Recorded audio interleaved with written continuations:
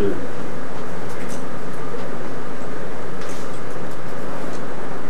Listo. ¿Qué tal? Muy buenas tardes tengan todos. Gracias por acompañarnos una vez más en Charlas con Científicos. Hoy tengo el gusto de presentar a dos colegas universitarios, dos colegas investigadores, que nos van a contar una historia extraordinaria, una historia apasionante, y por lo tanto los invito a quedarse con nosotros. Se trata del doctor Enrique Galindo y del doctor Leobardo Serrano del Instituto de Biotecnología de la UNAM.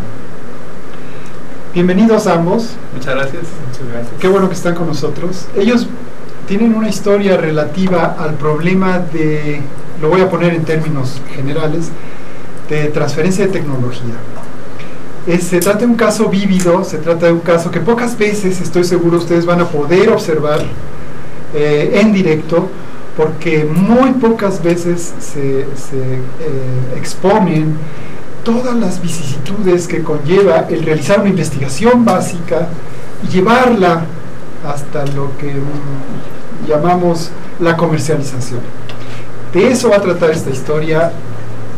Enrique y Leobardo nos van a contar los detalles, pero antes, Enrique y Leobardo, quisiéramos que ustedes nos hablaran un poquito de su semblanza, por el hecho de que muchos de nuestros jóvenes videntes son jóvenes que seguramente muchos de ellos están decidiendo su futuro profesional, de manera que queremos entonces mostrarles cuál ha sido la trayectoria de ustedes hacia la ciencia. Entonces, si podemos empezar contigo, Leobardo, que nos platiques cuál fue tu camino, que salpiques esto de anécdotas personales, que seguramente tendrás lo mismo tú, Enrique, que salpiquen esto de anécdotas personales, por favor, en su camino a la ciencia. Pues buenas tardes, gracias por la invitación.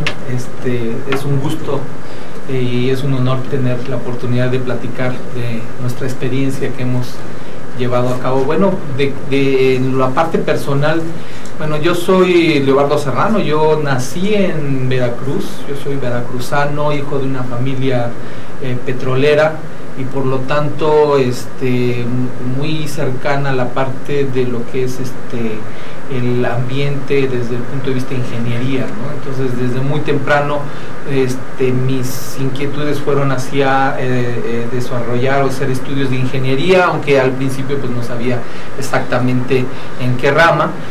Durante mis estudios en preparatoria yo definí que tenía que ser en el área de biología, química. Entonces en aquel entonces había una de las pocas opciones que había desde el punto de vista en el país, que eso estamos hablando por ahí de los 80s, era estudiar ingeniería bioquímica, que conjuntaba ambas disciplinas que a mí realmente me han interesado. Y bueno, se reveló como un parteaguas, porque yo emigré de Veracruz a la Ciudad de México para llevar mis estudios universitarios, y bueno, ahí digamos que como provincianos de aquellas décadas fue mis primeros contactos con lo que era la ciencia, ¿sí? La mayoría de mis profesores pues eran en aquel entonces, y aún ahora son investigadores en el área de la biotecnología, y desde muy temprano, desde muy inicios de la carrera universitaria, mucho de lo que la docencia iba muy ligada a trabajo práctico, pero también a investigación, ¿sí? A realizar, pues obviamente en aquel entonces, al inicio de los estudios, proyectos pues muy acotados, pero de alguna forma que iban introduciendo a mí y a mis compañeros a lo que era el quehacer en la ciencia, ¿no? ¿Tu educación preuniversitaria entonces fue en Veracruz? En Veracruz, yo realicé mis estudios hasta en el bachillerato en Veracruz, y ahí emigré a México, ¿sí? Y entonces, bueno, después de terminar mi licenciatura, pues realmente cuando yo entré, la ingeniería para mí es una empresa, trabajar una empresa, y pues trabajar en un sistema productivo. Poco a poco fui dando cuenta que era mucho más interesante, en lugar de repetir toda la vida un mismo proceso, encontrar nuevas formas de hacerlo, o incluso entender preguntas fundamentales que en nuestro caso en el área de biotecnología pues son relacionadas cómo la naturaleza funciona, ¿no? Entonces, déjame hacerte una pregunta que luego le haré también a Enrique, porque me parece muy interesante el momento en que te toca la fibra esta de la investigación. ¿Es cuando inicias estudios universitarios o podemos hablar de una etapa previa? Digamos que el momento en que yo empecé a considerar a la ciencia como parte de mi desarrollo personal y profesional fue en la licenciatura. Hay que decir que en aquellas entonces en provincia teníamos muy poca oportunidad de tener contacto con gente que hiciera ciencia. Entonces la educación clásica que todos conocemos, pero a nivel universitario me empecé a dar cuenta y a maravillar de la posibilidad que ofrecía la ciencia desde el punto de vista de satisfacer curiosidades que si al menos estaban latentes en ese momento. Y déjame precisar un hecho, entonces fue a partir de estos pequeños proyectos de investigación que te cayó que tú querías hacer eso, ¿estoy bien? Que yo lo que quería era entender cosas, ¿no? Que quería entender cómo la naturaleza funcionaba, y eso fue lo que cambió.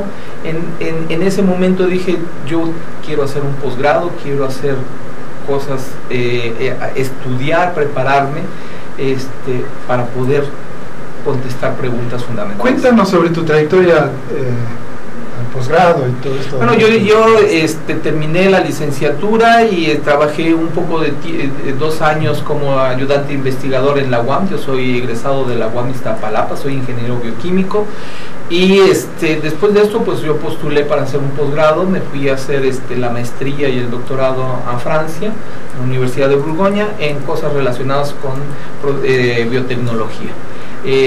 Pues allá obviamente pasé 4 o 5 años, regresé.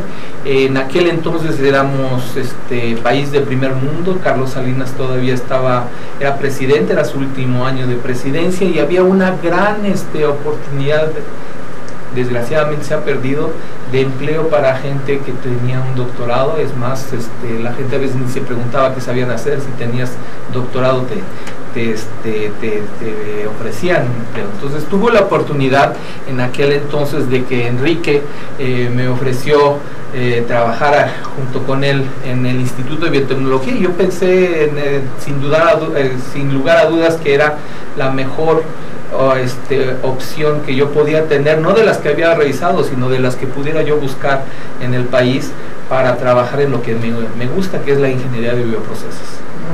Muy bien. Enrique, están planteadas las preguntas, sí, pero antes déjenme mencionar que está también por la Academia de Ciencias mi colega, el doctor Seferino García Vázquez, quien va a acompañar esta transmisión. Enrique, cuéntanos, ¿qué es esto con anécdotas? Sí. Porque eso es lo que hace vívida esta cosa. Mira, sí, tengo muchas anécdotas, debo decir, en mi carrera, pero yo creo que todo empezó en la secundaria.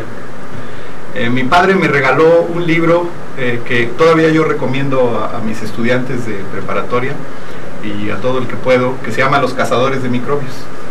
Todos los Cazadores de Microbios es un libro extraordinario de aventuras, sobre todo, porque eso es lo importante, es un libro de aventuras, en donde los protagonistas son microbiólogos. Y creo que, puedo decir, yo no he encontrado otro libro de aventuras de ese tamaño, en donde los protagonistas sean científicos, como libro de aventuras, no como libro de ciencia. Cuando yo leí ese libro, realmente me entusiasmé mucho, y yo una vez me acuerdo que le dije a mi papá, yo quiero ser un cazador de microbios. A la edad de, pues digamos, probablemente en la secundaria, a los 15 años, por ahí más o menos, dije, yo quiero ser un cazador de microbios. Y entre los cazadores de microbios de esta historia de aventuras, a mí la que me impactó enormemente fue la de Louis Pasteur. La historia de Pasteur me sigue cautando, soy un ferviente admirador de Pasteur, porque creo que sigue siendo uno de los biotecnólogos más completos. Además tuvo la gran fortuna de vivir sus éxitos, ¿no? Hizo muchas cosas y las pudo ver, la conclusión de esos trabajos. Entonces, toda proporción guardada, quiero decir que me transformé en cazador de microbios muchos años después, y estoy empezando a ver los productos de mi trabajo. No me quiero comparar con Pasteur por ningún motivo, pero sí fue muy inspirador ese libro. Debo decir también otra cosa que sin duda influyó en mí. Yo soy ingeniero químico, estudié ingeniero químico en la Universidad Autónoma de Puebla. Mi familia es de Puebla. Bueno, mi padre era del Distrito Federal, mi mamá de Veracruz, pero se fueron a vivir a Puebla porque mi padre consiguió empleo en una fábrica de alcohol. Entonces, desde que yo tenía 2 años de edad, mi padre me llevaba cargado a ver las tinas de fermentación del alcohol. Entonces yo olía la fermentación, yo la conocía a los 2 años. Y si bien mi papá nunca me insinuó que fuera yo ingeniero químico, porque mi papá también era ingeniero químico, todo el mundo me dice, claro, estudiaste ingeniería química porque tu papá es ingeniero químico y seguramente te obligó a estudiar ingeniero químico. Debo decir que no, si lo hizo muy sutil y muy efectivamente. Pero nunca me forzó, pero claro, me invitaba a conocer empresas, al ambiente de los ingenieros químicos. Yo dije, yo quiero ser un cazador de microbios, pero además quiero ser ingeniero. Cuando decidí la carrera, y déjame decirte que en aquella época mi hobby es la astronomía, soy astrónomo amateur. Realmente yo estaba, al terminar la preparatoria, yo estaba con el dilema entre estudiar física para ser astrónomo o estudiar ingeniería. Obviamente mis colegas físicos, como tú, me decían que cometí un grave error. Sin embargo, no me arrepiento de eso y puedo decir que sigo siendo astrónomo aficionado y me sigue gustando muchísimo la astronomía. Tenemos un club de astronomía amateur aquí en el Instituto de Ciencias Físicas de la UNAM en el que yo participo, etc. Bueno, pero terminando la preparatoria, fui a la universidad y como yo quería ser cazador de microbios, dije, bueno, ¿qué tengo que estudiar para ser cazador de microbios? Y yo la carrera que quería estudiar es la que estudió Leo, ingeniería bioquímica. Sin embargo, en aquella época, sobre todo para las gentes de provincia, yo era menos valiente que Leo, o mis papás eran menos permisivos que los de Leo, y les daba horror la Ciudad de México, irme a la Ciudad de México a estudiar. Entonces dijeron, busca algo que haya en Puebla. Entonces busqué varias opciones y terminé en ingeniería de alimentos porque en Puebla no había ingeniería bioquímica. Hice el primer semestre de ingeniería de alimentos y tuve un profesor extraordinario en una carrera, en una materia que se llamaba Introducción a la Ingeniería, en donde, debo decir, más del 30% después de esa materia desertaba de la ingeniería, porque el profesor era bastante rudo y ponía los puntos sobre las íes, o sea, qué significaba ser ingeniero, en todos los términos, no solamente los profesionales, los personales y demás. Y bueno, me convencí que yo sí quería ser ingeniero. Y me dice, porque todavía en aquella época entre profesores y estudiantes nos hablábamos de usted, ¿no? ¿Y usted qué quiere ser? ¿Por qué quiere ser ingeniero? ¿En qué se inscribió? Porque era el tronco común, ¿no? Le digo, me inscribí en ingeniería de alimentos. ¿Y por qué quiere ser ingeniero de alimentos? Le digo, porque mire, yo quiero mezclar las cosas de la ingeniería con las cosas de la vida. Y como no pude estudiar ingeniería bioquímica, pues me inscribí en ingeniería de alimentos, que era lo más cercano a la vida. A los procesos vivos, ¿no? Relacionar. Y me dice, bueno, a ver, y dígame usted, ¿qué diferencia hay entre concentrar petróleo y concentrar jugo de naranja? Y ¿cómo? ¿Cuál? Sí, ¿qué diferencia hay fundamental? Pues hay que evaporar, ¿verdad? Sí, hay que evaporar. ¿Y el proceso de evaporación es diferente en el petróleo que en el jugo de naranja? ¿No? Entonces, ¿para qué se especializa tanto? Estudia algo que le sirva más. Estudia ingeniería química. Ese profesor me convenció que siendo ingeniero químico, podía yo ser ingeniero bioquímico y biotecnólogo y demás, pero podía hacer muchas otras cosas. ¿Sí? Y por eso me quedé estudiando, terminé la carrera de ingeniero químico, sin nunca perder de vista que yo quería ser cazador de microbios. Y bueno, esa es la historia después del posgrado. Muy bien, muy bien. Tenemos que hacer una pausa, queridos colegas. Al regreso empezaremos esta historia apasionante que he anticipado en la introducción y sobre todo veremos cuáles son los problemas que conlleva llevar una investigación básica hasta el grado de la comercialización. Volveremos en un minuto. Muchas gracias.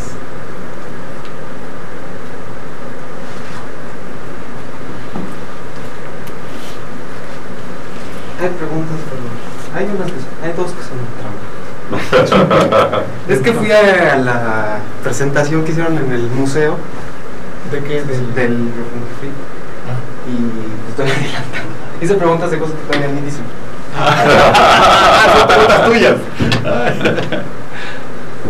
Bueno, aquí les envía saludos la secretaria de Innovación. Sí, las vamos a agradecer. Aquí está Pepe Tonito. ¿Cómo es que la bacteria mata al hongo? Bueno, entonces eso vamos a esperar. Sí, eso se va a explicar. Sí.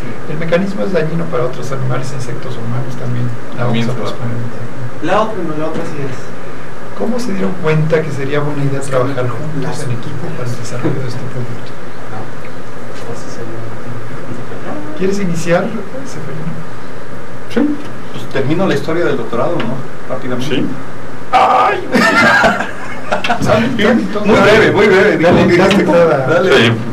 Menos de un minuto. Perdón, yo te hubiera dejado, pero pensé que le querías dejar como... No, es que me empezaron a hacer señas. No, de tú que... no hagas señas, tú no hagas caso a las señas. Ah, bueno. Como vi que me empezó a hacer señas. Es que quedaba un minuto para corte. Ajá, para corte. Sí, bueno, yo lo entendí, pero... Por eso paré ahí. Sí. Ah, no, tú hubieras seguido. Por eso dije, después te cuento lo del posgrado. No, pero lo podemos omitir, eso es lo más importante. No, vamos a cerrar.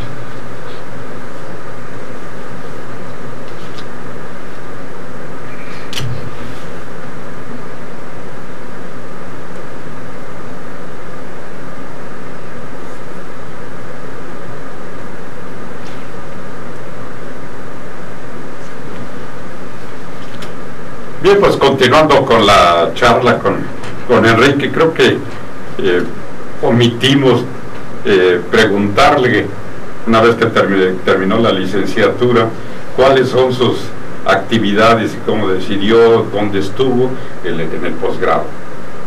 Bueno, después de terminar la licenciatura en Ingeniería Química, yo decidí que para ser cazador de microbios profesional tenía que estudiar un posgrado para dedicarme a la investigación. Entonces estudié una maestría en la UNAM, en el Instituto de Investigaciones Biomédicas. En aquella época no había maestrías en biotecnología o en ciencias bioquímicas, se llamaba Maestría en Investigación Biomédica Básica, aunque yo nunca hice nada de investigación biomédica básica, sino porque uno hace lo que... Tuve el privilegio en mi maestría de trabajar en los inicios de la ingeniería genética para producir insulina humana. Entonces mi tesis de maestría fue cómo producir la insulina humana en un fermentador. Ya empezaba a ser cazador y explotador de microbios. Terminé la maestría y después me contrataron en la universidad como técnico académico, o sea, como asistente de investigación en el Instituto de Investigaciones Biomédicas, y ya siendo empleado de la UNAM me inscribí en el doctorado.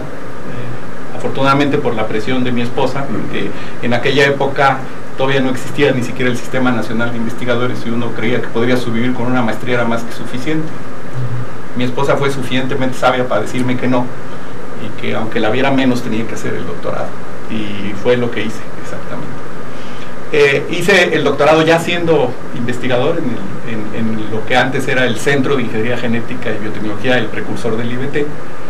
Y de hecho yo me recibí de doctor en 89, cuando ya estábamos aquí en Cuernavaca, yo siendo ya empleado de la UNAM, o sea, hice mi doctorado con mis temas de investigación, ¿no? Y bueno, llevo 33 años en la UNAM desde mi primer puesto como técnico académico, y pues la verdad, sobre todo, he tenido el privilegio de trabajar en una institución extraordinaria y generosa como la UNAM, y que bueno, nos ha dado sobre todo la libertad para hacer muchísimas cosas, entre ellas de las que vamos a platicar en otro momento. No, creo que es una narrativa de sus vidas de ambos muy interesantes, y bueno, entramos al tema y le cedo la palabra a Federico. No, cédeme la palabra, pero porque yo quiero regresar al punto anterior. Me da mucha curiosidad, Enrique, y te hago la pregunta siguiente, porque tú trabajas, das clases, me imagino que Leo también, pero de ti tengo la certeza, trabajas con jóvenes, tratas a jóvenes. Muy rápidamente, ¿qué otros libros pueden leer nuestros jóvenes como ese que tú leíste de Los Cazadores de Microbios, que no sé si se siga editando. Sí, si lo compras hasta en las papelerías. En las papelerías, qué bueno, sí, pero sí, sí. no sé si tú tienes ahora una larga lista de... No una larga lista, pero cuando menos otro que te va a gustar, los 10 experimentos más bellos de la física. Es un libro extraordinario, también que cuenta las historias de los 10 experimentos más elegantes de la física, y que es una belleza. Es un físico nuclear español, divulgador, que yo se lo recomiendo a mis estudiantes. Qué bueno. Como doy clases en preparatoria y tengo tanto de físico-matemáticas como de químico-biológicos, les doy la opción de estos dos libros, ¿no? Y curiosamente lo que sucede es que los físico-matemáticos quieren leer el de Los Cazadores de Microbios, y los químico-biológicos quieren leer los experimentos más bellos de la física, lo cual me da mucho gusto, por supuesto. Pero se los doy como opción, y pueden leer uno de los dos, es parte del curso. Vaya, tienen que leer uno de estos dos libros. Qué bueno. No sé si Leo tiene alguna recomendación, si la tiene que la diga, pero yo sí tengo una. Yo descubrí recientemente un libro que se llama Breve Historia de Todo, de Bill Bryson. Bryson. Extraordinario. Jóvenes, recomiendo muchísimo este libro, es apasionante, como la historia que inmediatamente vamos a empezar.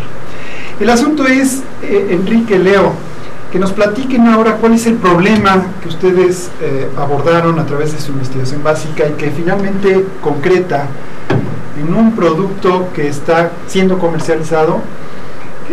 Platíquenos primero cuál fue el problema que detectaron. Obviamente sé que es una larga historia de años de trabajo de ustedes, pero brevemente, ¿cuál es el problema?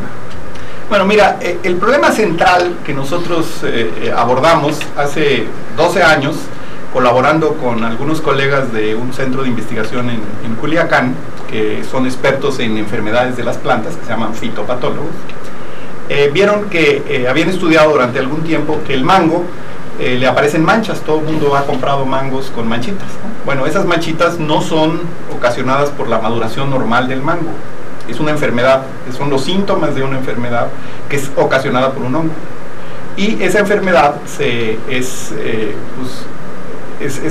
uno de los principales problemas de la producción de mango a nivel mundial, no solamente en México. Se estima que más del 40 o 50% de la producción mundial de mango está afectada por este hongo, y la enfermedad se llama antracnosis. Esas manchitas se llaman antracnosis. Bueno, sobre todo para el mango de exportación no se puede exportar con manchas el mango, ¿sí? No lo aceptan en los mercados. Simplemente por su aspecto. Por su aspecto, sí. Entonces, los productores de mango, que a su vez exportan mango, tienen que tener mangos de extraordinaria calidad, mangos, vamos a decir, perfectos, cuando menos en apariencia, para poderlos exportar. Entonces los agricultores, lo que hasta noviembre del año pasado solamente tenían una opción, que era usar un producto de síntesis química, un fungicida, que permitía controlar, que no erradicar el hongo. Entonces se aplica el fungicida y se limita la enfermedad, y por lo tanto hay menos incidencia o menos proporción de mangos que están manchados. Esto es un producto de los que llamamos normalmente agroquímicos, que son insumos normales de la agroquímica, todas partes. Muy tóxicos, ¿no? Muy tóxicos. En fin. Entonces, pero el problema de los productores es que para exportar tienen que tener el mango muy bonito, perfecto, sin manchas. Y para eso tienen que usar el fungicida químico, o tenían que usar. Pero ahora, usando el fungicida químico, si no lo usaban razonablemente bien, ahora, aunque el mango estuviera bien, estuviera bonito, no lo podían exportar por los residuos químicos en el mango. Entonces estaban en un callejón sin salida. Entonces lo que nosotros vimos es cómo aprovechar a la biología, a los microbios, y en colaboración con nuestros colegas del CIAD en Culiacán, ellos habían empezado la cacería de microbios muy exhaustiva para buscar microbios que fueran enemigos naturales de este hongo. Y ahí se la dejo el resto de la historia a Leo. Leo, arrebátale la palabra a tu maestro, porque si entendí bien, Enrique es tu maestro. No dudes en arrebatarle la palabra. Bueno, la idea de esto era justamente, los colegas del CIAP ya tenían un organismo En la naturaleza, la gran mayoría de los organismos o son depredadores de alguna especie o son depredados por otra especie. Entonces aquí la idea de... O y. Bueno, y son depredadores. Tienen que ser depredadores. Y son depredadores. ¿Sí? Bueno, pero en algún momento son depredadores y en algún momento son presas, ¿no? Entonces la idea de esto del control biológico es justamente encontrar el depredador de la enfermedad o de la plaga que ataca la planta. Entonces se llevaron a cabo mucha investigación para poder identificar cuál era el microorganismo más efectivo para el control de la enfermedad, y después de hacer una selección entre cientos de candidatos, pues el que llegó hasta la comercialización fue una bacteria, se llama Bacillus subtilis, que es capaz de ser antagonista del hongo que causa la anthracnosis, que se llama Colostotrichum gliosporoides. Y eso le abre una ventana de oportunidad para que, sin uso de un pesticida químico nocivo para la salud, para el medio ambiente, ¿sí?, se logre un control que hemos demostrado que puede incluso permitir incrementar hasta 2 veces la producción de mango, no en tonelaje por hectárea, sino de mango de calidad. ¿Sí? Por decir algo, utilizando un fungicida químico, el control clásico, podemos llegar a recuperar un 20% de los mangos en el huerto con calidad de exportación. Con del uso del biofungicida se puede lograr hasta un 70%, lo cual pues eso hace una gran diferencia y una oportunidad, porque los productores y exportadores de mango en México tienen el mercado, pero no tienen o la calidad organoléptica visual, o no tienen la tienen, pero con restricciones de toxicidad, de residualidad química. Sí, si por Leo fuera, ya habríamos terminado la plática, pero vamos a remontarnos al inicio. Entonces, en esta etapa que yo llamaría en este momento de investigación básica, ustedes identificaron el antagonista del hongo que produce esta enfermedad. Así es. ¿Estoy bien? ¿Podrían, para nuestros jóvenes, nuevamente platicar muy brevemente el tipo de técnicas que se utilizan en esta actividad? Sí, son técnicas de microbiología. O sea, lo que hicimos normalmente cuando una enfermedad ataca un cultivo, pues normalmente se ven claramente los síntomas, ¿no?, en los huertos de mango. Pero siempre hay algunos árboles o algunas secciones de los árboles que curiosamente están mejor que otros del resto, ¿no? Y la pregunta es ¿por qué?, ¿no? Si la enfermedad fue tan invasiva, ¿no?, y tan generalizada, ¿por qué hay unas partes o partes pequeñas en donde aparentemente el mango está bien? Pues debe haber algo ahí que evite la enfermedad. Y ahí es donde buscamos a los microbios. Entonces son microbios naturales del follaje del mango, que están ahí, ¿no?, pero que circunstancialmente estaban en concentraciones más altas de lo normal, y por eso evitaron que el hongo se estableciera ahí. El hongo crea esporas, ¿no?, que se transmiten con el viento, entonces eso infecta y es una enfermedad lo que se llama latente. El hongo se instala se puede instalar en las flores, en los frutos, en las hojas, ¿no? Se instala ahí y permanece, digamos, dormido mientras no hay condiciones para crecer. Esas condiciones para crecer son cuando el mango empieza a madurar, cuando la humedad y la temperatura empiezan a subir. Entonces el hongo tiene condiciones propicias y empieza a crecer y empieza a crear estas manchas. Es por eso que es un problema que a mucha gente le cuesta trabajo entender, que se tienen que atacar desde este es un tratamiento preventivo. No hay tratamientos correctivos para las enfermedades, en general para ninguna enfermedad de plantas, ¿no? Cuando uno se da cuenta de la enfermedad es que ya es demasiado tarde, ¿no? Entonces hay que prevenirlo. Entonces ¿qué técnicas se usan? Normalmente usamos lo que llamamos unas cajas Petri, en donde sembramos el hongo de un lado y sembramos el antagonista del otro lado, ¿no? Son como los experimentos clásicos de otro cazador de microbios, Alexander Fleming, que descubrió la penicilina porque se le contaminó con un hongo. Fíjense, él aunque estaba buscando un antibiótico, vio que como le cayó un hongo, inhibía el crecimiento de bacterias. O sea, alrededor de donde crecía el hongo se veía que no crecían las bacterias, que es el símil de lo que te decía del pedacito de árbol que parece estar sano cuando todo lo demás está devastado. Bueno, resulta que ahí había una colonia de algún microbio que evitó que es exactamente lo que se hacía, lo que hizo Fleming. Nuestro proceso es exactamente al revés del de Fleming. Nosotros tenemos una bacteria que produce compuestos que inhiben el crecimiento del hongo. En el caso de Fleming era el hongo el que producía compuestos, en este caso la penicilina, que inhibía el crecimiento de las bacterias. Entonces, las técnicas son muy sencillas, realmente se tienen que hacer, y obviamente teníamos que probar aislábamos cientos de microbios, porque en la naturaleza hay millones de microbios que no vemos y que gracias a ellos vivimos, por cierto. Si no hubiera microbios, la vida en la Tierra no sería posible, así de simple. Entonces de ahí aislamos, el trabajo era ir a los árboles, tomar muestras de ahí, aislar estos microbios, porque hay muchos, hay cientos, miles o hasta millones. Tenemos que seleccionar algunos y empezar a probar aquellos en donde veíamos que el hongo no le permitía crecer al hongo. Y de ahí empezamos con 500, fuimos analizando 100, hicimos pruebas con 10 y nos quedamos finalmente con 2, y uno de ellos es el que está en este producto comercial que ahorita les contamos. Muy bien, vamos a hacer otra pausa para ver un interesante intermedio por los chicos de Más Ciencia, a quienes por supuesto agradecemos como siempre su presencia y su apoyo en este programa. Volvemos, entonces, espérenme, perdónenme, tengo varias cosas aquí, tengo varias preguntas. Una, agradecemos los saludos de la Secretaría de Innovación, Ciencia y Tecnología.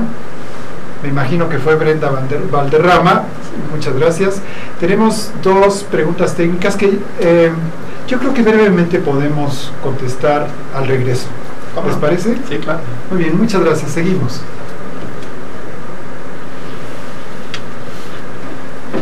Tenemos otro saludo. Aquí Otra pregunta. Entonces a Leo le va a tocar hacer la demostración porque le toca la parte de formulación. Yo ya me eché el rollo. Además que es el que inventó la prueba. Tienes un fan, Enrique. ¿Quién? Una fan. ¿Quién? Me declaro fan de Enrique. ¿Quién es? No, pero también de Leobardo. Menos mal. Ambos son sin duda. Eso no lo digas en público. No, sí lo voy a tener. Claro, no digas el nombre, dice nada más. No, sí, decimos Kenny. ¿Quién es? Sí, Kenny, ¿qué dice? Ambos son grandes cazadores de microbios. Muy bonito. Alexei Medina, ¿qué otros cultivos se podrían salvar con este tratado? Está muy bien. Entonces, si quieren, empezamos con esto.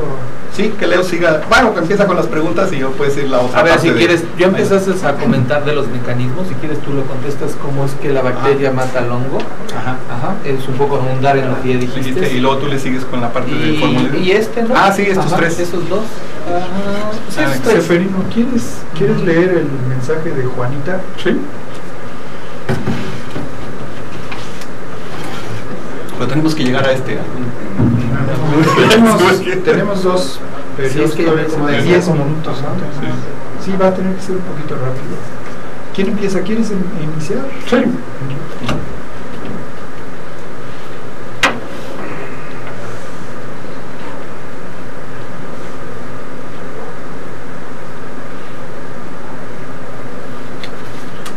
Bien, pues continuando con la charla que tenemos con Leo y con el doctor Galindo, hay unas preguntas que creo que son interesantes.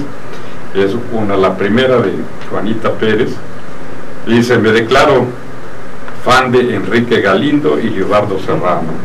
Dice: ambos son sin duda grandes cazadores de microbios, indudable. Yo creo que estamos de acuerdo en que son de los cazadores de microbios, ya que han desarrollado el producto del que nos van a hablar a través de la cacería de estos microbios.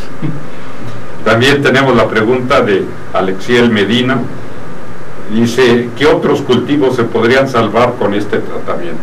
Es algo importante y que creo que posteriormente nos van a platicar de qué otros cultivos, ¿no? Porque ahorita se enfocaron a la parte del mango, pero también tienen otras aplicaciones que están dando y llevando a cabo estos experimentos. pues es no sé si quieran alguno de ustedes hacer un comentario al respecto. Si quieren abundo estos otros dos que tienen que ver. Correcto. Y contestamos. Dice Pepe Toñito, nos pregunta cómo es que la bacteria Bacillus subtilis mata al hongo, y también si el mecanismo es dañino para otros animales, insectos o humanos. La primera es, la bacteria produce una gran cantidad de compuestos que son compuestos que inhiben el crecimiento del hongo. No necesariamente lo matan, sino impide que crezca. Entonces, como esto se aplica preventivamente, hay unos compuestos que pueden incluso matar al hongo, pero principalmente los que están contenidos en este producto inhiben su crecimiento. Y el mecanismo, como son compuestos que solo dañan a hongos, ni siquiera a otros microbios, no tienen ningún efecto en otros seres vivos como insectos o humanos, ¿no? Esto es totalmente inocuo para otras formas de vida y para las plantas también, debo decir. Sí, esto creo que es muy importante. Ya en otro programa que llevamos a cabo hablamos de la importancia de la inocuidad alimentaria, y ahí es donde este tipo de productos que se viene utilizando en muchos productos semejantes, no es el mismo, ya que este es único en alimentos. La inocuidad es una de las partes importantes y que le da un plus a los mercados y para los productores y para la subsistencia de muchos de los productores de mango, en este caso, y que de otros productos que vamos a hablar posteriormente. A lo mejor quisiera, como esto está relacionado con la otra pregunta acerca de qué otros cultivos, pues justamente en base a estos mecanismos en donde la bacteria produce una gran batería de compuestos que inhiben crecimiento de hongos, pues es claro, y de hecho ya lo hemos demostrado, que este producto puede también ser efectivo contra patógenos muy parecidos al que atacan al mango, pero que se presentan en aguacate, papaya, cítricos, berries, cucurbitáceas. Entonces tienen un gran potencial, aunque actualmente solamente su venta está autorizada para mango, se están obteniendo los permisos requeridos para que se puedan beneficiar a una gran cantidad de productores de otro tipo de cultivos. Sí. La pregunta sería, ¿han identificado qué sustancias son las que libera la bacteria para inhibir el crecimiento del hongo? Tenemos una gran cantidad de posibilidades, pero los compuestos principales que causan esta inhibición del crecimiento son 4 o 5. Ah, perfecto. Creo que eso es algo muy importante en el futuro, ¿no? Que es con gran potencial como compuestos fungicidas, pero el método de aplicación pues buscamos siempre cómo es lo más sencillo y cómo es lo que sucede en la naturaleza lo replicamos, que es lo que están haciendo con este producto. Muy bien, ahora si les parece demos un salto a la cuestión que sigue en este proceso. Esperemos que antes de las 6 podamos terminar de narrar esta historia. Entonces tenemos que ser breves. La siguiente etapa, si no entiendo mal, fue el asunto de lo que ustedes llaman la formulación. Y si no entiendo mal, este proceso es llevar a condiciones en las cuales ustedes pueden presentar el producto que garantice vida en anaquel, etcétera, una serie de cosas. Platíquenos sobre esto antes de pasar, y creo que eso le toca a Leo, que es experto en esto. Bueno, el producto que quisiera mostrar un poco para que ustedes lo vean, tiene una apariencia y tiene una granumetría pues como de polvo, que es humectable, se dispersa bien en agua, pero tenemos claro que la cantidad de agua que hay en el producto pues es muy limitada. Y sin embargo estamos hablando de un producto que debe de mantener la viabilidad, o sea que debe mantener vivo el microorganismo a muy bajas concentraciones de agua. Entonces este es un reto, porque como estamos hablando de un organismo vivo, un agricultor compra un producto y quiere que eso, si le sobra, lo pueda guardar 1 o 2 años en su bodega y que cuando lo necesite lo utilizarlo. Entonces eso es uno de los retos, poder tener un microorganismo efectivo, pero además tener un producto con características tecnológicas que lo hacen susceptible de ser comercializado con éxito en el campo. Entonces, uno de los retos fue justamente llegar a esta presentación. Durante el proceso de evaluación de este microorganismo, pues pasamos por pruebas, prototipos, incluso que tomábamos directamente del fermentador y lo aplicábamos en campo simplemente para demostrar que era susceptible de ser un agente de control biológico, como se les llama, efectivo en campo, pero a la par estábamos muy conscientes de que el tener una presentación de este tipo de fácil manejo tampoco es muy práctico estar manejando grandes volúmenes de agua y transportando grandes volúmenes de agua, pero manteniendo la viabilidad del microorganismo. Ese era uno de los retos y que finalmente nos llevó un par de años lograr obtener la formulación que finalmente fue utilizada pues para demostrar ante las autoridades y sobre todo ante los productores y comercializadores de mango que era efectiva y que podían ellos manejar incluso sin necesidad de refrigeración. Muchos de los productos biológicos que se encuentran en el mercado, por el mismo hecho de no poseer una tecnología de formulación, requieren refrigeración para mantener vivos el principio activo. Esto no lo requiere, obviamente no lo podemos conservar a 40 grados centígrados, pues ni nosotros lo soportamos, pero a condiciones normales de manejo de este tipo de insumos resiste hasta el momento. El 95% de lo que inicialmente estaba ahí permanece después de 4 años al menos. No sabemos más porque todavía estamos haciendo las evaluaciones, pero 4 años. Yo invito a nuestros videntes a que traigan lápiz y papel porque en un momento Leo va a decir la fórmula. No es cierto, Leo. Debo decir que esto está patentado a este nivel. Ya nos hablará Enrique seguramente que antes de este nivel no pueden salir patentes de este proceso. Entonces yo le pediría, bueno, no sé si ya nos toca hacer un cortecito. En 3 minutos hacemos un corte, entonces tenemos tiempo para que Enrique seguramente nos cuente en la siguiente etapa de este proceso, de esta historia tan interesante. Bueno, una vez que cazamos al microbio, lo teníamos que domesticar. De esa cacería seleccionamos a los meros buenos, ¿no? El mejor de todos, que era el que producía mayor inhibición en el hongo. Después, no solamente era el mejor a ese nivel, sino como lo comentó Leo, teníamos que ponerlo en una forma que fuera fácil de aplicar en el campo, y esto se suspende en agua y se rocía, se fumiga, digamos, los árboles con los instrumentos normales, no se requiere ningún instrumento especial. Increíble. Se fumiga, o sea, estamos fumigando con una bacteria, realmente estamos aplicando, de alguna manera estamos emulando a la naturaleza, simplemente aumentando los niveles, reproduciendo eso que dije de aquella manchita en donde estaban sanos los mangos en una plantación completamente devastada. Ahora hacemos que esas condiciones que permanecieron ahí lo ponemos en todo el campo, entonces podemos esperar a pues que todos los mangos idealmente estuvieran sanos. Pero bueno, una vez que uno tiene este producto, para venderlo, obviamente tiene que cumplir 2 requisitos fundamentales para venderlo legalmente. De nada sirve tener un producto maravilloso si uno no puede venderlo legalmente. Y para venderlo legalmente en México, un producto de esta naturaleza, se requieren 2 tipos de permisos. Uno de la Secretaría de Agricultura, que certifica que el producto sirve para lo que decimos que sirve. Y de la Secretaría de Salud, a través de la COFEPRIS, que es la Comisión para la Protección de Riesgos Sanitarios, que el producto es inocuo, o sea que no hace daño, que no le hace daño al ambiente y que sobre todo que no le hace daño al humano, o que el nivel de toxicidad es razonable, es aceptable.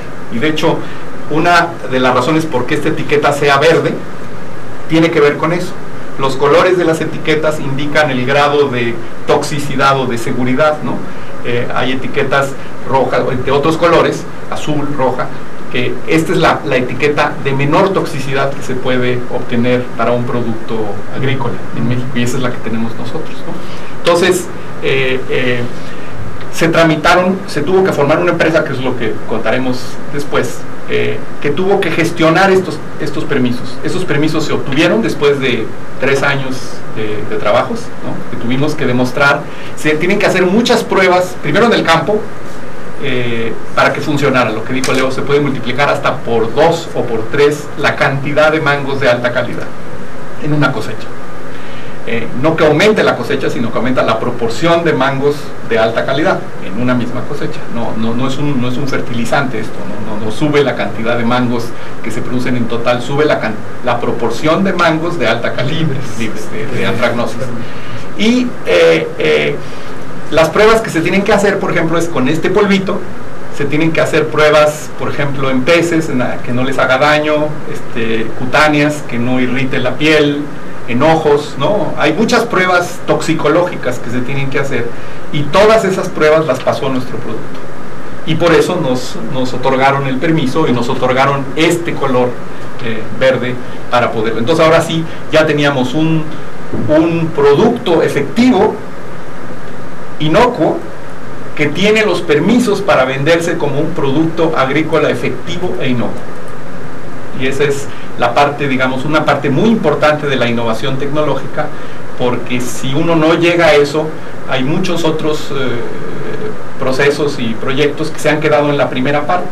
Demuestran que un microbio es muy efectivo y ya, pero el proceso no termina ahí, sobre todo si uno quiere llevar a esto a la comercialización, si quiere que este producto lo usen los agricultores y que les sea útil. Muy bien, estamos por hacer otro corte. Yo quiero resaltar nada más antes del corte una cosa muy importante, me parece. Noten nuestros videntes que estos dos entusiastas académicos, científicos, no se quedaron en el laboratorio. Esto es notable porque normalmente, ¿no?, uno hace investigación básica y después publica sus resultados y ahí se quedó todo el asunto. Vamos a seguir en esta historia con esta fase en la que Enrique y Leo nos contarán cómo llegaron a la comercialización. Seguimos, muchas gracias.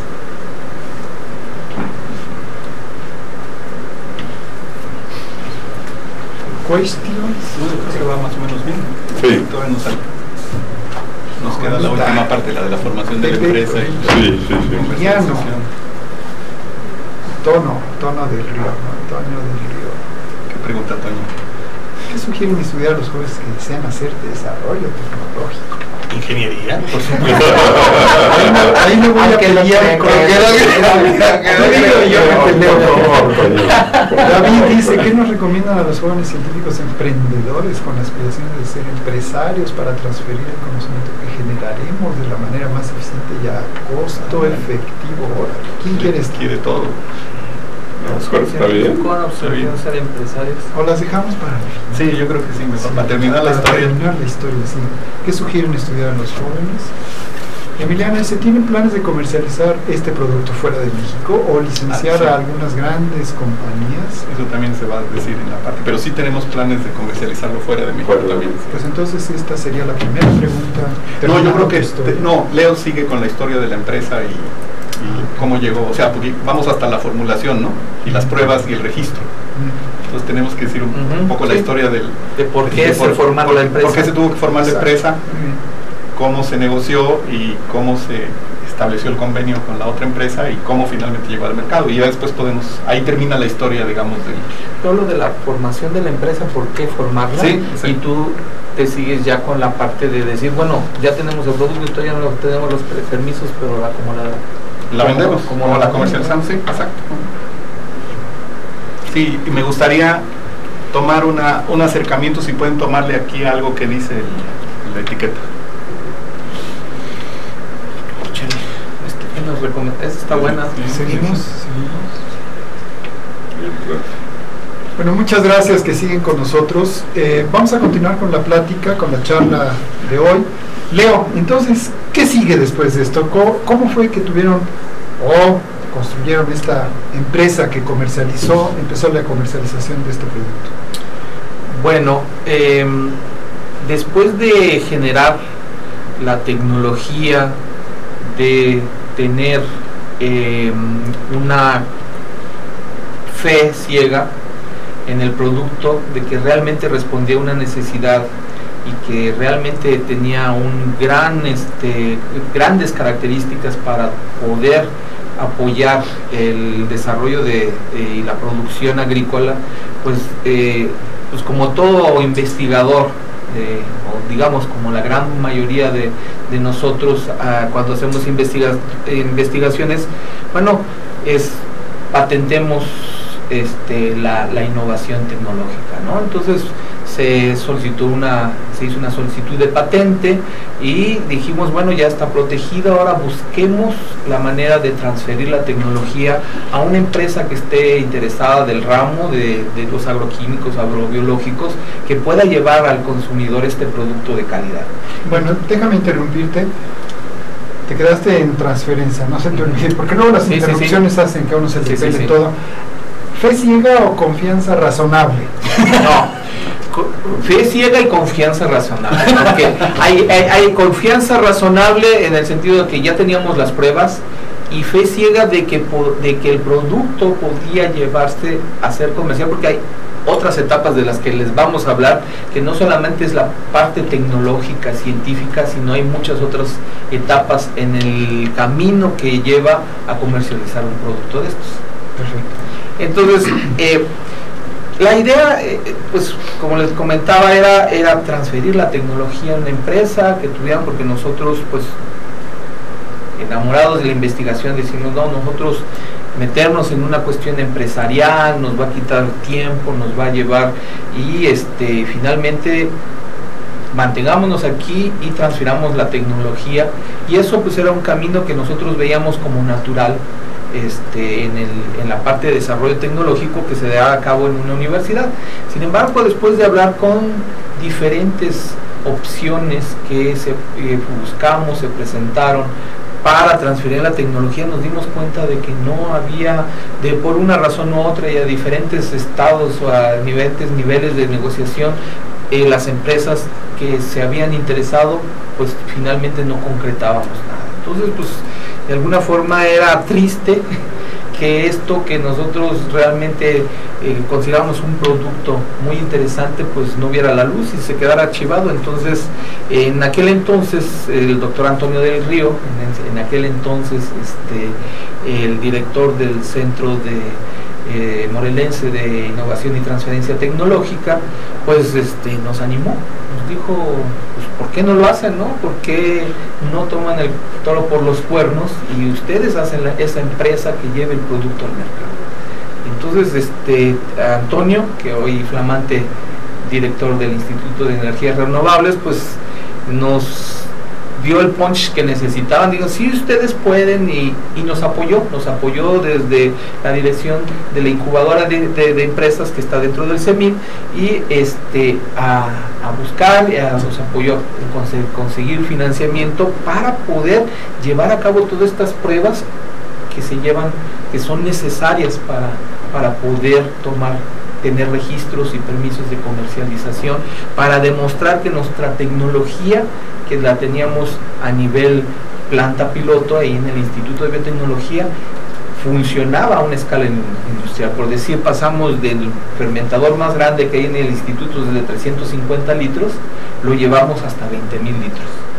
¿Sí? Entonces había que demostrar que que la tecnología era robusta, que no era de nivel laboratorio, y finalmente hacer todos esos. Pero además de todo esto, también había que negociar con la UNAM y el CIAT para nosotros, si bien investigadores, autores de la patente, ¿sí? La tecnología nosotros la habíamos desarrollado, nosotros queríamos que la UNAM diera una licencia de transferencia de tecnología a la empresa que nosotros estábamos formando. Entonces eso, no quiero andar mucho en el asunto, pero bueno, al principio se veía con mucho recelo, porque había unas, digamos, razonable sospecha de que digamos que pudiera haber un conflicto de intereses entre los investigadores que habían desarrollado la tecnología, pero que a su vez querían también hacer uso de ella. Entonces, realmente el paso de investigador a investigador empresario, pues nos tomó La empresa empezó, se constituyó en 2008 y estamos hablando que nos ha llevado 4 años de que se constituyó a que el producto se puso en el mercado. Entonces, eso también quiero decir que es algo que es uno de los pasos críticos en el desarrollo de este producto, fue el haber decidido emprender. Y bueno, finalmente lograr que todo aquello que nosotros habíamos desarrollado realmente estuviera disponible en el mercado con los beneficios que nosotros ya hemos comentado. Una pregunta muy rápida. ¿Este lapso de 4 años es razonable o hubo obstáculos? Y esto va para nuestras autoridades seguramente. ¿Hubo obstáculos de tipo burocrático, algún tipo de esta cosa? Muy breve, porque ya se nos acaba el tiempo, para explicar este lapso de 4 años. Sí, bueno, está difícil de explicarlo en pocos minutos, porque me gustaría comentar también sobre cómo llegó, digamos, finalmente a que el producto estuviera en un anaquel para el agricultor, que lo pudiera comprar, ¿no? Pero bueno, podría decir los registros, por ejemplo, de inocuidad, los registros de efectividad nos tomaban 1 año, pero las pruebas duran 6 meses en una cosecha de mango. Esos fueron más o menos rápidos, pero rápido es 1 año. Y nos tardaron casi 2 años y medio en la aprobación por la Secretaría de Salud. Y nos tardamos más o menos 1 año negociando con nuestra propia universidad los términos del contrato por estas cuestiones. Creo que finalmente se firmó un contrato que es muy atractivo para todas las partes, pero no es un camino, el camino del emprendedurismo no es un camino pavimentado. Es un camino bastante sinuoso, bastante lleno de... Y yo creo que requiere persistencia y paciencia y, digamos, tomar a veces las cosas con mucha filosofía, porque surgen muchos obstáculos. En estos 12 años que lleva el proyecto y en estos 4 años de la empresa han surgido muchísimos, digamos, vicisitudes en el camino, pues, que hemos superado exitosamente, creo, hasta ahora. Pero les quiero decir, ahora ya teníamos el registro, ya teníamos la efectividad, ya teníamos el producto, ya teníamos la patente, ya teníamos una empresa que tenía estos registros y ya teníamos la transferencia de la tecnología, y ahora pues había que vender el producto. La siguiente etapa, ahora ya pasamos todas esas, y ahora ¿cómo lo vendemos? ¿No? Nuestra empresa es una empresa pequeña, es una empresa microindustrial, ¿no? Pero es una empresa de tecnología, no es una empresa comercializadora. Nosotros en nuestra empresa, que se llama Agro y Biotecnia, que está, por cierto, aquí en la etiqueta del producto, nuestra empresa justamente quiere decir que es la biotecnología aplicada a la agricultura, entre otras cosas, y la formamos, además de Roberto Gutiérrez, un colega del área industrial, Leobardo y yo, y ahora ya estamos dando 3 empleos calificados, 3 gentes con maestría y una con doctorado están trabajando ya para nuestra empresa. Entonces ya estamos dando empleos de alta especialidad. Entonces finalmente buscamos empresas comercializadoras y tuvimos la fortuna de encontrarnos con la compañía FMC Agroquímica de México, que es una compañía multinacional, pero manejada totalmente por mexicanos en el país, con una visión muy amplia, y con el cual, después de unas negociaciones, debo decir, bastante rápidas, ahí sí fueron muy rápidas, pudimos llegar a un acuerdo y firmamos un contrato de distribución exclusiva para FMC en el territorio mexicano. Entonces, este producto se puede conseguir a través de FMC, que es una compañía muy seria, muy prestigiada en el ambiente y que tiene un claro objetivo de introducir productos biológicos. Ellos manejan una gran cantidad de productos, la mayor parte de ellos químicos, obviamente, o de síntesis química, y este es uno de sus primeros productos. Y finalmente el producto se lanzó al mercado en noviembre del año pasado en la feria agropecuaria más importante de México, que es la Feria de Irapuato, una feria inmensa, en donde, digamos, se presentó en sociedad el producto, y bueno, hubo una ceremonia muy emotiva en donde participaron tanto autoridades del CIAD como autoridades de la UNAM, obviamente de la empresa, y se entregó el primer cheque de regalías a la universidad, que obviamente es la que las regalías se comparten con las dos instituciones, y debo decir muy orgullosamente que en la etiqueta de este producto dice producto formulado con tecnología del Instituto de Biotecnología de la UNAM y el CIAD Culiacán. Entonces en este bote ya hay un reconocimiento explícito es el primer biofungicida desarrollado totalmente en México que llega al mercado, además hecho totalmente por investigadores y estudiantes mexicanos. Bueno, estamos llegando al final del programa. Yo quiero resumir esta historia así, a ver qué les parece. 2 entusiastas investigadores empezaron a trabajar y hoy reciben regalías. ¿Está bien? Sí.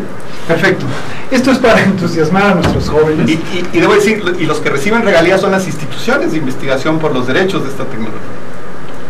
Yo creo que aquí habría que agregar que realmente es toda la cadena de producción de ciencia está plasmada en este caso de éxito, ¿no? Desde la investigación básica, aplicada, la validación, la transferencia y lo que es el mercadeo o el marketing y llegar al que lo usa.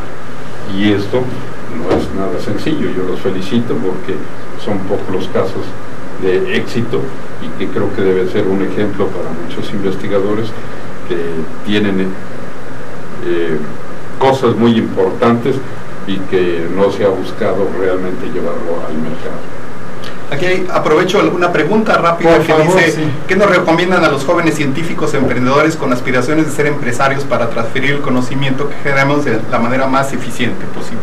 Pues yo les diría, este es un ejemplo, no necesariamente es el mejor. Debo decir, ya estamos trabajando en los productos que esperemos salgan al mercado dentro de 2 o 3 años, porque este es el primer producto de agro y biotecnia, así lo consideramos nuestro producto bandera, vamos a decir, ¿no?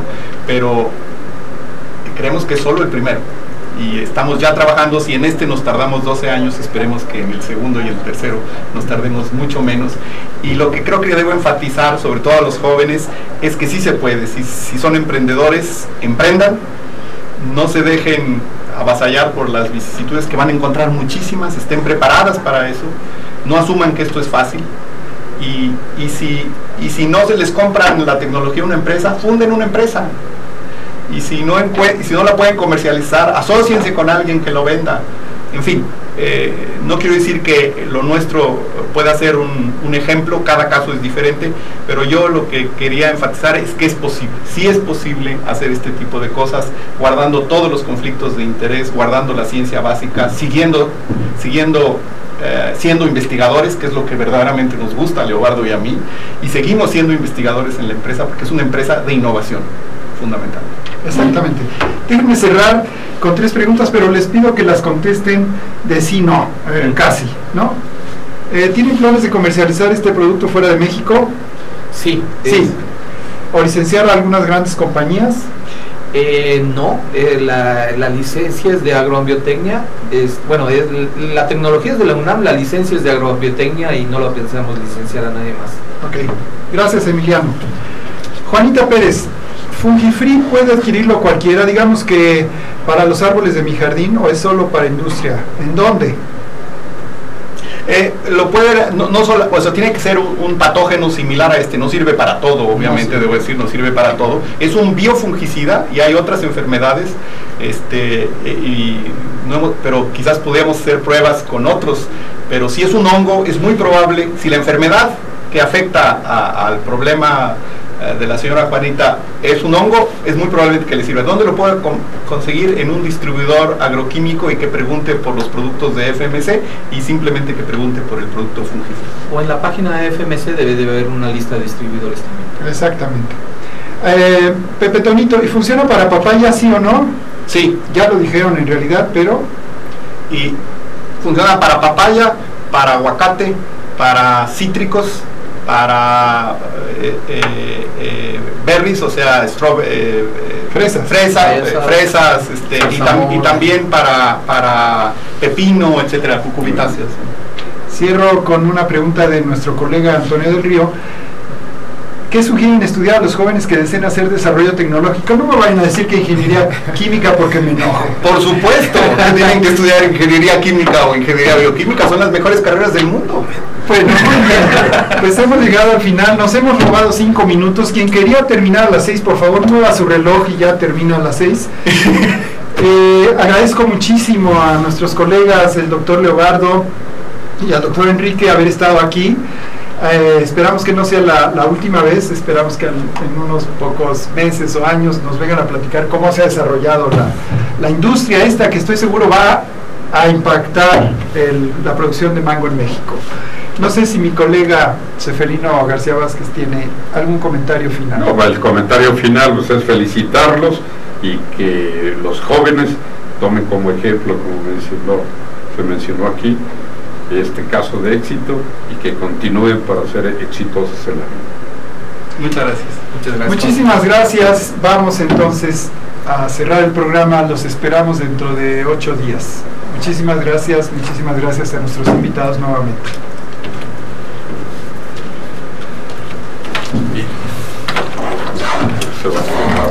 Pero creo que sí dijimos lo que teníamos que decir. Sí, ¿no? sí, Yo creo que sí mandamos.